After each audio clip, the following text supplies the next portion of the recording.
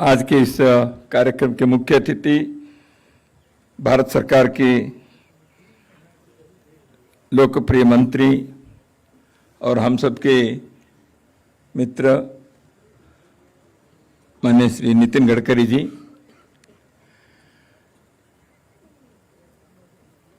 जिनके आग्रह और चिंतन पर ये कार्यक्रम आज संपन्न हो रहा है, जिनके बारे में बाकी विशेषण देने की जरूरत नहीं। यहाँ बैठे हुए प्रत्येक व्यक्ति को मुझसे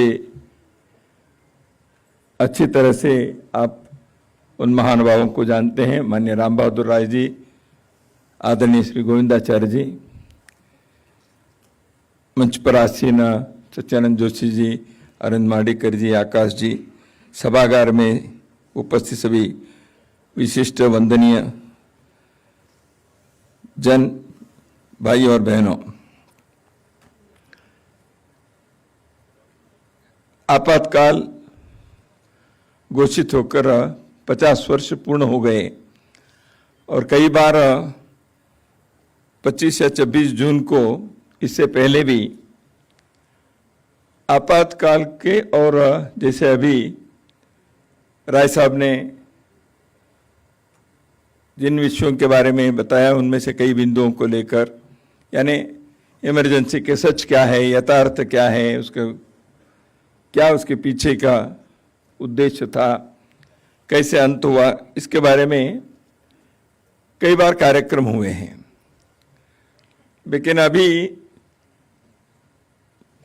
सारे ये जो इमरजेंसी का पर्व रहा, कालखंड रहा, उसके पश्चात 2 पीढ़ी हो गई। 50 साल यानी 2 पीढ़ी। इसलिए वर्तमान पीढ़ी को स्वाभाविक ही है, उनको मालूम नहीं है, वो उनके कोई अपराध नहीं है उसमें, उनको बताने वाले काम भी कितने हुआ। तो इमरजेंसी के बारे में जब कार्यक्रम होते हैं, एक दृष्टि से ओल्ड बॉयज क्लब जैसे पुराने लोग अपनी याद बनाने के लिए इकट्ठे हो जाते हैं। अब ऐसे हुआ था, वैसे हुआ था, एक दूसरे को हम बताते रहेंगे। तो हमारे लिए तो पुरानी यादें हैं। अलमनी एसोसिएशन बनाकर इमरजेंसी के मनाना, ये कोई इमरजेंसी को बारे में अगली पीढ़ी को बताने के तरीके नहीं हो सकते। वर्तमान पीढ़ी को बताने के लिए क्या हमारी योजना है, ये होनी चाहिए। लोकतंत्र के संदर्भ में, संविधान के संदर्भ में, भारत में इतने बड़े देश के ऊपर एक तानाशाही से सब प्रकार के मौलिक अधिकार का हनन करने का प्रयत्न कोई करने के सोच भी सकते हैं, और सोचेंगे, प्रयत्न करेंगे तो भी वो सफल नहीं हो सकते हैं।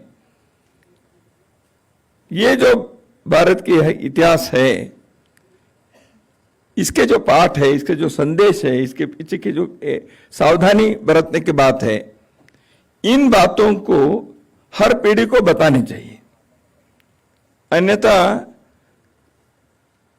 26 जून के 25 जून के कार्यक्रम हमारे पुराने मित्रों के इकट्ठा करने के यादगार के स्मृति दिवस नहीं है, ऐसे मुझे लगता है। इसलिए गोविंदाचार्य जी, राम बहादुर राय जी सरी के लोग बार बार इसके खतरे के घंटे बताते हैं, उसकी क्या हुआ। अब माननीय राय साहब ने एक पुस्तक लिखी है, मैं इसे बैठे बैठे अभी देख रहा था, तो मुझे लग रहा था इसमें कई बातें भाषण में भी थोड़े से उन्होंने उल्लेख भी किया है। इस प्रकार के विश्लेषण करने वाले पुस्तक लेख तो उसकी आवश्यकता है, और वो वर्तमान पीढ़ी को पहुंचने चाहिए, चर्चा होनी चाहिए। आपने विद्यार्थी परिषद का नाम लिया, कई बार मैं तो विद्यार्थी परिषद का कार्य करता रहा हूं, यहाँ बहुत सारे लोग बैठे हैं, राय साहब ने भी लिया। इसलिए अगली पीढ़ी को बताने का काम विद्यार्थी परिषद जैसे संगठन के, आज यूनिवर्सिटी में जो विद्यार्थी है उनके लिए स्टडी सर्कल चलानी चाहिए। इमरजेंसी क्या रही, क्यों उसका अध्ययन करना चाहिए, उससे क्या पाठ सीखने चाहिए। और विद्यार्थी परिषद ने परसों एक बड़ा कार्यक्रम भी किया है। देश भर में उन्होंने इस दृष्टि से साहित्य भी और वर्तमान पीढ़ी के विद्यार्थी जो है उनको इस बताने के प्रयत्न वो कर भी रहे। ऐसे काम होना चाहिए। इमरजेंसी क्यों लगी, उसका क्या हुआ, इसके बारे में तो हमने कई बार सुने। माननीय नितिन गडकरी जी ने भी कई बातों के बारे में उन्होंने याद भी दिलाए।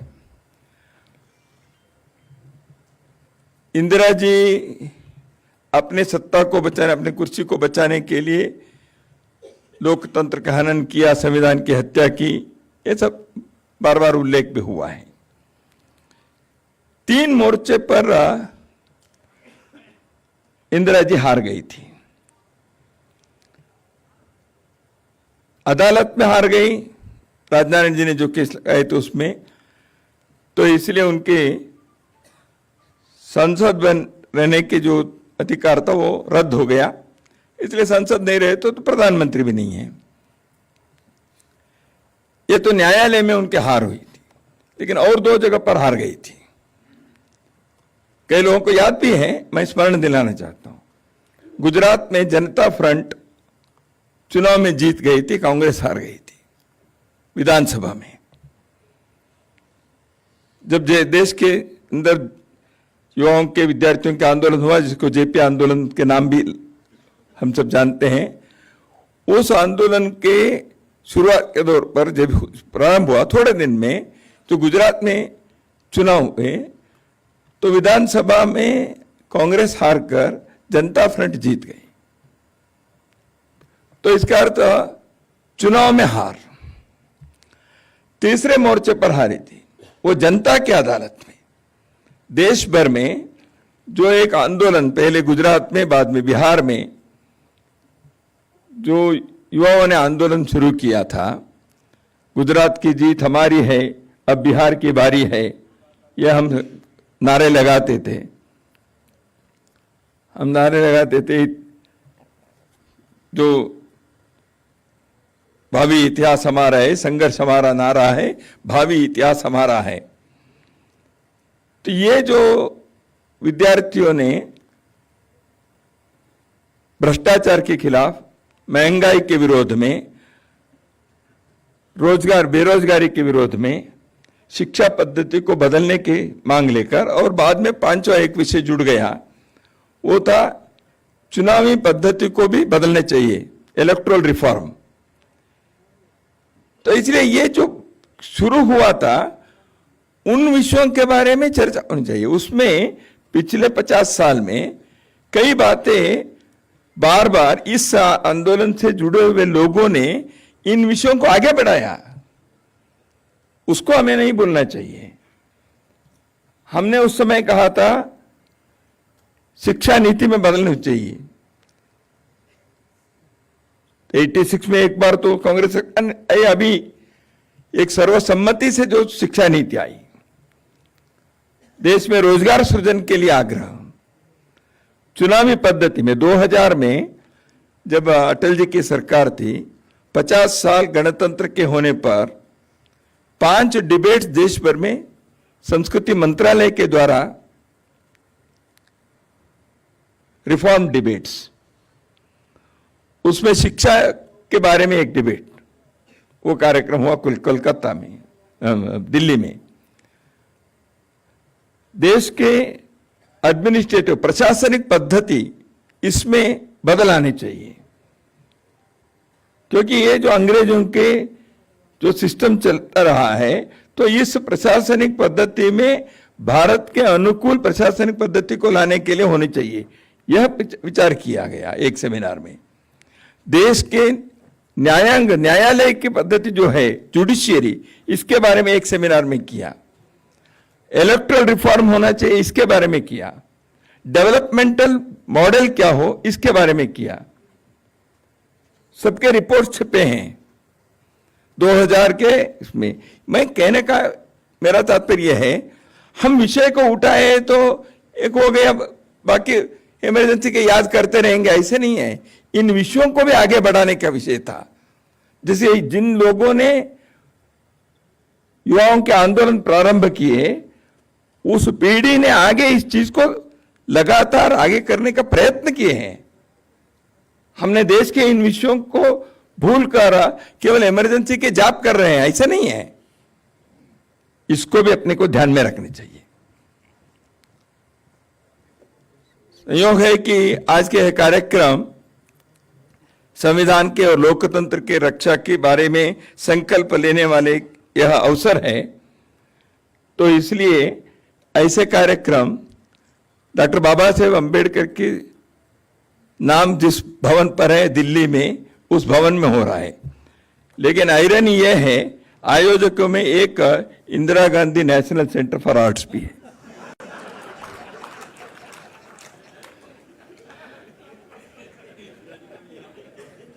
और आयरनी के और आगे है, उसके अध्यक्ष राम बहादुर राय जी हैं। नियति क्या क्या करती है, तो इसका एक उदाहरण यहां है। तो इमरजेंसी जिस दिन उसकी घोषणा हुई, मैं बेंगलुरु में संघ के शाखा में सुबह गया था, तो पता चला उन दिनों में मोबाइल नहीं था। आज की पीढ़ी को मालूम भी नहीं होता मोबाइल नहीं होने से क्या होता है। बेंगलुरु में टीवी भी नहीं था, 1975 में कोई टीवी वगैरह नहीं थे। तो हमको मालूम था पिछले दिन दिल्ली में कार्यक्रम हुआ था 25 को, बड़ा कार्यक्रम।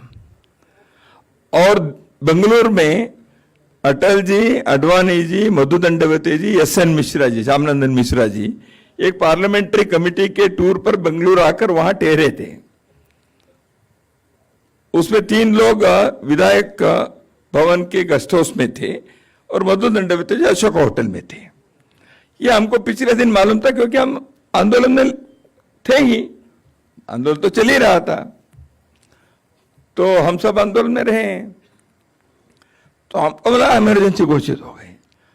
तो तुरंत हम मोटर बाइक कर विधायक भवन के गेस्ट हाउस जो है वहां गए, अटल जी अडवाणी जी को मिलेंगे, बताएंगे ऐसे। तो जैसे हम गए, तीनों तैयार होकर नीचे उतर रहे थे जलपान करके, उनके जो कमेटी की मीटिंग थी उसमें हमने बताया ये हुआ है। तो तब तक उनको भी थोड़ी सी जानकारी मिली होगी, लेकिन उन दिनों में मोबाइल नहीं था आपकी जानकारी के लिए। और सरकारी गेस्ट हाउस के फोन ट्रंकाल इतने काम भी करते नहीं थे उन दिनों में। आज करते हैं कि मुझे मालूम नहीं है, क्योंकि मोबाइल हो गया है सबके पास। तो उस समय में हमारे सामने अटल जी, अडवाणी जी, श्यामनंदन मिश्रा जी के गिरफ्तारी हुई। हम देख रहे थे, हम उस ऐतिहासिक क्षण के साक्षी रहे। तो हमने बताया तो अच्छा ही है, और क्या हुआ, तो क्या वो पता करो।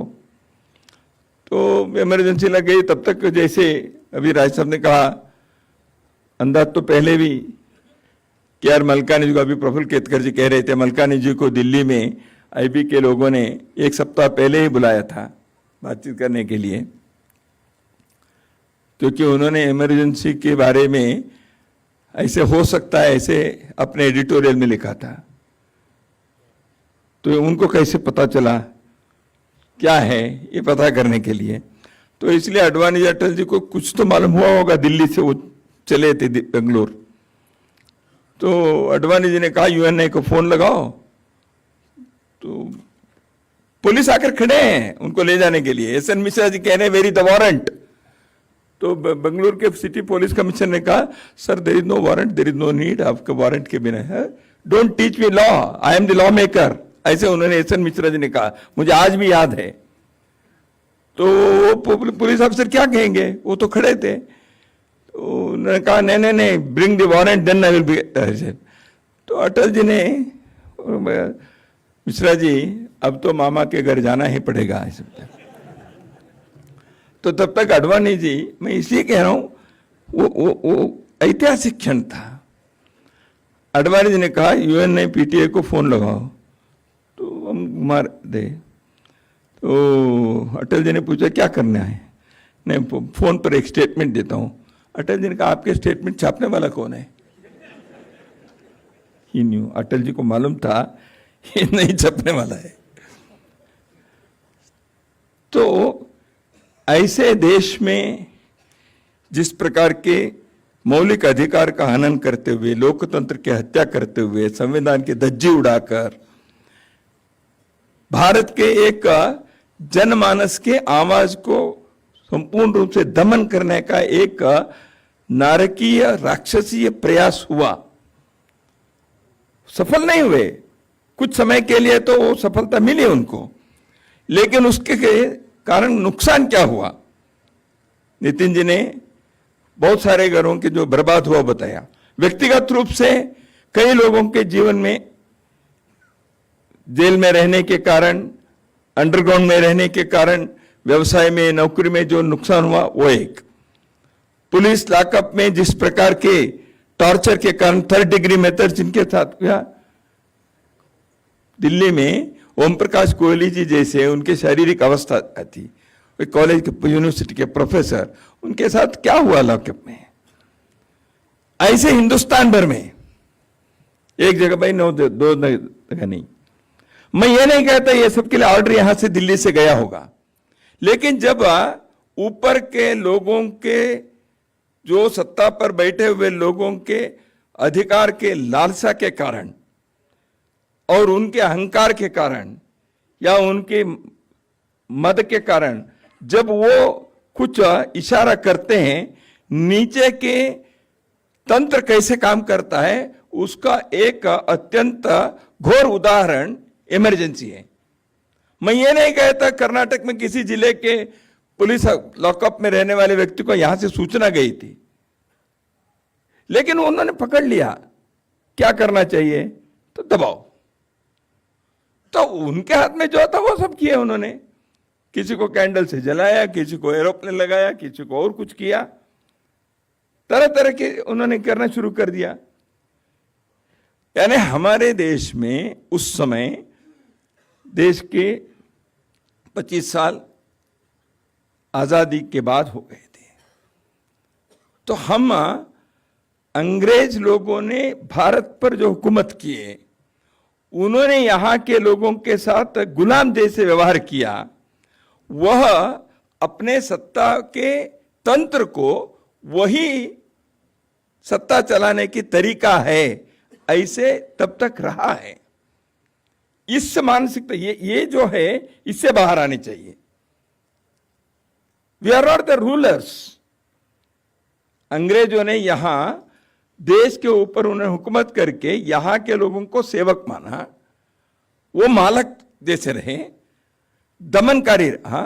वो भारत स्वतंत्र होने के बाद भी हमारे प्रशासनिक व्यवस्था के लोगों को, यहाँ के सामान्य व्यक्ति जो टैक्स पेयर है, यहाँ के जो मतदाता है, वह उनके ऊपर हम हुकूमत कर रहे हैं। They are the subjects and we are the rulers. ये जो मानसिकता है, इसके खिलाफ आवाज उठनी चाहिए, इसके खिलाफ आंदोलन होना चाहिए। इसलिए वो हुआ था। तो इसलिए ये जो साइकोलॉजी होती है, उस दृष्टि से अगली पीढ़ी को बताना, क्या क्या बताना है। एक व्यक्ति ने ऐसे संविधान की हत्या की, केवल इंदिरा जी के बारे में केवल बताना नहीं है, बताना है ये मानसिकता क्या है, और बताना है एक पार्टी कैसे एक व्यक्ति के लोकतंत्र में दल के लोग अपने स्वातंत्र खोकर, दल के अंदर स्वातंत्र नहीं है, देश के स्वातंत्र के बारे में, देश के लोकतंत्र के बारे में उनके मन के अंदर कोई संवेदना नहीं है, ऐसे कोई दल इतने बड़े देश के ऊपर राज करना चाहता है, ये बताने की बात है।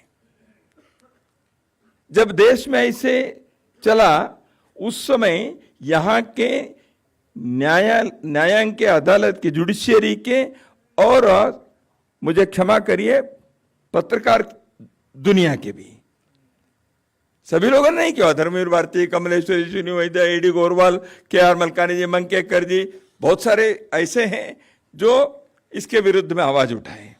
लेकिन कई लोगों ने कैसे किया, इसलिए अडवाणी जी को कहना पड़ेगा ना, when you are only asked to bend you crawled. ये क्यों कहना पड़ा?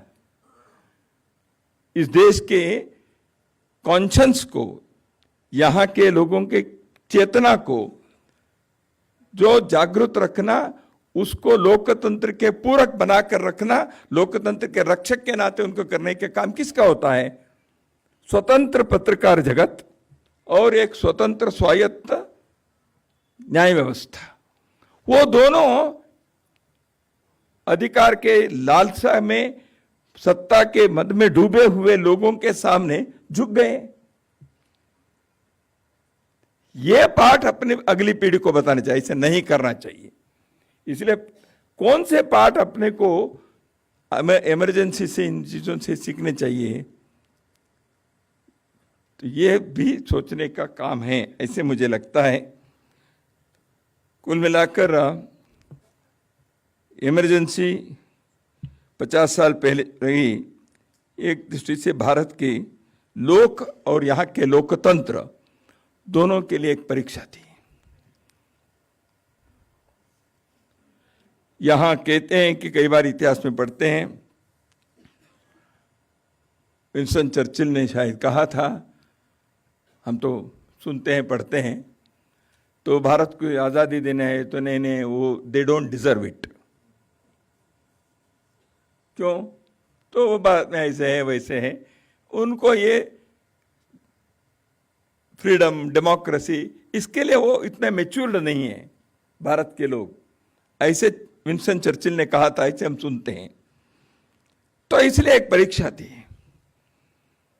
हम डिजर्व करते हैं कि नहीं करते। हम देखें तो देश 50 में गणतंत्र बना, 75 में इमरजेंसी लगी, 25 साल हुए थे। इस देश के सामने लोकतंत्र के, संविधान के संदर्भ में एक परीक्षा के काल आया। यहाँ के सत्ता पर बैठे हुए लोग कैसे व्यवहार करते हैं, यहाँ के सामाजिक संस्थाएं कैसे काम करती हैं, यहाँ के सामान्य जन कैसे लोकतंत्र के रक्षक बन सकते हैं कि नहीं बन सकते हैं। तो एक देश के सामने एक चुनौतीपूर्ण घड़ी जब आई, उस समय इस देश के नौजवानों ने, इस देश के सामाजिक चेतना ने, इस देश के देशप्रेमी लोगों ने, इस देश के लोकतंत्र के रक्षकों ने इस परीक्षा में अद्भुत ढंग से पास होकर उन्हें क्या, ये संभव नहीं है। दुनिया के सामने हमने कहा, Winston Churchill, this country, this nation deserves democracy, यह हमने दिखाया। ठीक है, कुछ लोगों के मन में आया होगा इसको समाप्त करने के, दमन करने के, हत्या करने के उन्होंने प्रयत्न किया। जैसे अभी राय साहब ने कहा, उस फांसी के खंभे से उठाने का काम इस देश के लोगों ने किया, बलिदान दिए, कष्ट सहन किया, चुनौती को स्वीकारा, जिंदगी बर्बाद हुई। लेकिन इस सब होने के बाद भी उन सब के लिए एक मौलिक चीज, देश के लोकतंत्र, देश के जनता की आवाज, इसको बचाने के काम हम कर सकते हैं, यह हमने दुनिया के सामने रखा। लोकतंत्र इमरजेंसी के संदर्भ में जो जो हुए, बहुत सारे, बाद में एक पुलिस कमीशन बना, क्योंकि बहुत सारे लोग जेल में गए। जेल के अंदर क्या है, मैनुअल अंग्रेजों के ज़माने का। मैं कर्नाटक के जेल में था, मीसा में। मैं पहले बेंगलुरु जेल में रहा, बाद में बल्लारी जेल में रहा। पहले 6 महीने अंडरग्राउंड में सत्याग्रह वगैरह के आयोजन में था, बाद में मैं पकड़ा गया। मैं इसलिए कह रहा हूं, मैं जेल में रहा ये कहने के लिए नहीं। कर्नाटक में 4 जेल थे, Bengaluru central jail, Ballari central jail, Gulbarga central jail, Belgaum central jail. चारों जेल के मैनुअल 4 अलग अलग है। Ballari central jail was ruled by Madras act. Gulbarga central, क्योंकि वो निजाम का कर्नाटक था उस समय, तो इसलिए वो हैदराबाद।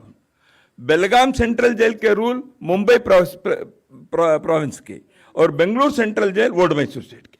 4 जगह पर 4 मैनुअल है अलग अलग। तो हमको पता चला हम जेल में जाने के बाद, नहीं तो कौन देखता है। तो मैं ये कह रहा हूं, रिफॉर्म की क्या क्या आवश्यकता थी।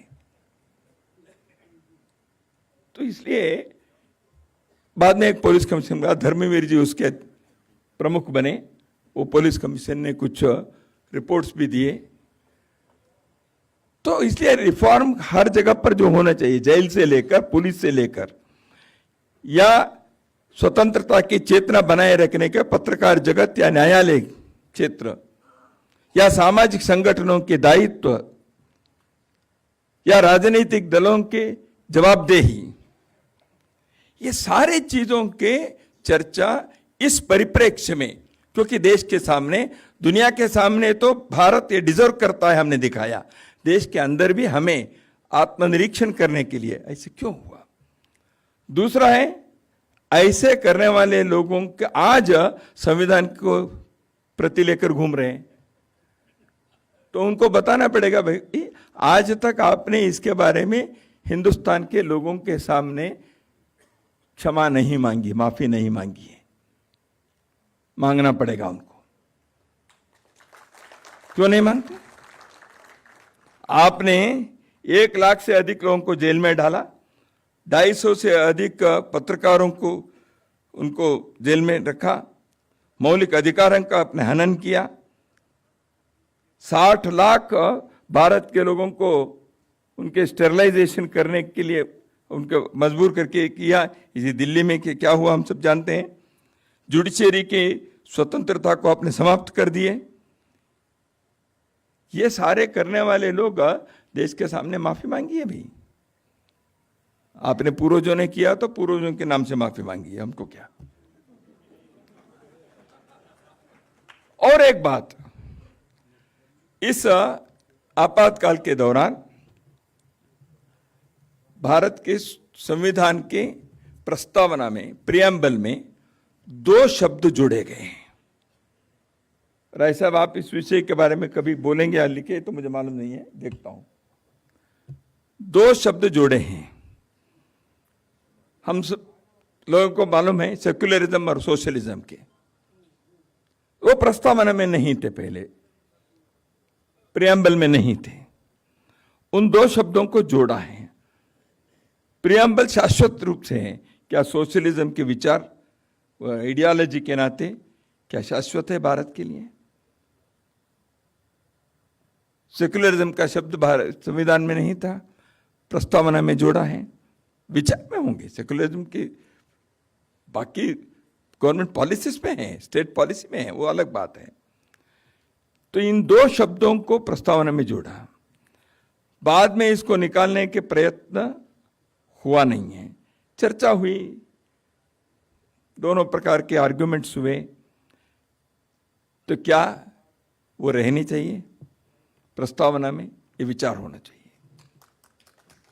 क्योंकि मैं जानता हूं संविधान के निर्माता डॉक्टर बाबा साहेब अम्बेडकर जी के नाम जिस भवन पर है, उसमें मैं खड़े होकर बता रहा हूं, ये बाबा साहेब अम्बेडकर ने जो संविधान बनाया था उस के प्रस्तावना में ये 2 शब्द नहीं थे। तो इसके उद्देश्य क्या है, विचार किया जाए। इसलिए अब संविधान के बारे में चर्चा कहते ही बाबा साहेब अम्बेडकर जी के बारे में नहीं है, ऐसे विषय भी है ना, वो बाबा साहेब अम्बेडकर ने नहीं बनाया है। इमरजेंसी में जब देश के मौलिक अधिकार नहीं थे, देश के संसद नहीं था, न्यायांग पंगु बन गया था, उस समय आपने इसको जोड़ दिया।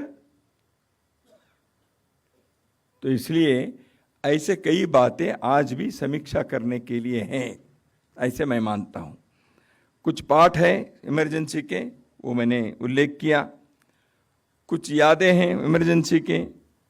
देखिए, संघर्ष में भी विनोदी बातें होती हैं, संघर्ष में भी कुछ पाठ सीखते हैं। संघर्ष में, युद्ध के काल में अपनी ताकत क्या है ये भी ध्यान में आता है, जिसके बारे में मुझे उल्लेख करना नहीं है। राय साहब ने कहा जो हायरार्की के इसमें हॉरिजॉन्टल के संघ के व्यवस्था के बारे में, मैं बेंगलुरु जेल में था, यादवराव जी जोशी वहाँ मिसा में थे, हम भी साथ में थे। यादवराव जी और बाला साहेब देवरस जी के बीच लगभग 10-12 पत्रों के आना यहाँ हुआ था। उस पत्र को लिखने का कार्य यादवराव जी कहते थे, लिखने का कार्य मैं करता था, इसलिए मुझे मालूम है। तो उस समय चुनाव के बारे में जो आपने उल्लेख किया, ये सारी बातें थी। बेंगलुरु के जेल के अंदर भी कई लोगों ने कहा, जैसे आपने कहा अभी, चुनाव कैसे लड़ेंगे, हमारे पास पैसे कहाँ हैं, लोग कहाँ हैं, समय कहाँ है, फरवरी में चुनाव की घोषणा हुई, मार्च में चुनाव करेंगे तो घूमने के लिए लोग नहीं हैं, कई लोग जेल में हैं, कैसे होगा, ऐसे था। उस समय यादवराव जी ने वहाँ के लोगों को बताया, आप बाहर तैयारी करिए, लोग आएंगे, यह मौका है, चुनाव लड़ना हारना जीतना बात की बात है, यह मौका है, आपको मौका मिला है घर घर तक जाकर पहुंचकर क्या इमरजेंसी के ये बताने के लिए अवसर है। चुनाव लड़ना इसलिए आवश्यक है, लोगों को हम बता सकेंगे और हो सकता है जीत भी सकेंगे, तो इसलिए इस मौका को गंवाना नहीं चाहिए, यह यादवराव जी ने कहा। तो मैं इसलिए कह रहा हूं, जो पत्राचार चल रहे थे उसमें इनसे कई बातों के संदर्भ में उन दिनों में जेल के अंदर जेल के बाहर रहने वाले, दूरदृष्टि रखने वाले संगठन के नेता, आंदोलन के नेता इन विषयों को सोच समझकर करते रहे। इसलिए भारत के लोकतंत्र, भारत के संविधान, भारत की चेतना यह सुरक्षित रहे। आज की पीढ़ी के सामने कहने के लिए हमें, लेकिन मैं कहूँगा, कई बार कहते हैं इमरजेंसी उनके कारण है, इनके कारण है, ये दो लोगों के कारण आया है, ये बैठे हैं ना, इनके कारण आ गया। तो ये जेपी आंदोलन वगैरह नहीं करते तो हम ये सारे होता नहीं था भाई। तो इसलिए इमरजेंसी के शिल्पकार कौन, ये नहीं है, लेकिन इमरजेंसी के जो हुआ, इस देश को हिलाया, इस देश के नौजवान द्वितीय स्वतंत्रता संग्राम में सहभागी होने जैसे का अवसर मिला, देश के अंदर एक आवाज उठाने का कार्य किया। इमरजेंसी लागू होने से 1 साल पहले ही मीसा में राय साहब बंदी हो गए थे। पुनः एक बार इस आपातकाल के दौरान जिन लोगों ने सब प्रकार के संघर्ष में सहभागी होकर जेल के अंदर रहे, बाहर रहे, अंडरग्राउंड रहे, जो भी रहे, और उनका सहयोग करने वाले प्रत्येक व्यक्ति जो आज जीवित है नहीं है, उन सब के प्रति मैं श्रद्धा से अभिवादन और अभिनंदन करता हूं, धन्यवाद देता हूं। इमरजेंसी के पाठ को हम अगली पीढ़ी को बताएं और इमरजेंसी के सीखे हुए चीज़ों को हम अपने हृदय में धारण करें। इमरजेंसी की अच्छी स्मृति को बार बार कहते रहें, आनंद भी लें। नमस्कार।